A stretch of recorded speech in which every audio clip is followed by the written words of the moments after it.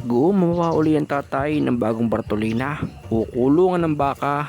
Gawa ng yung luma ay nasira na. Yun bagang gato na o luma na. Kaya ang mga kahoy na ginamit at kawayan ay nabubulok na. Ari nga pala ay ginagamit kapag ka magtutrok ng baka o kaya ay magpapalit ng pangilong. O kaya naman ay kapag susupakan. Kaya hindi naman po pwedeng walang garne. Lalo na at nagpalit ng pangilong ng madalian.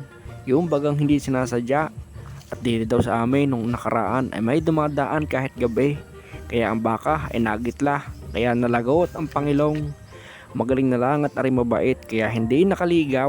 Kaya ang itsura, aring kulay asul na nakalagay pa. Ara daw ay nakadalawang palit pa. Yung isa ay makapal na tsinelas. Nagtama rin kumain yung bagang nadugo ang ilong at nababaguhan at medyo makapal. Kaya are medyo namayat lalo ngayong nag-uulan pa. Buti na lang at are ay malakas pang kumain ngayon at saka matako pang uminom. Kapag nagawa na yung silungan, are naman sigurado ay makakabawi na sa katawan para kahit diretso ang buhos ng ulan, ang mga bakang are ay mayroong masisilungan.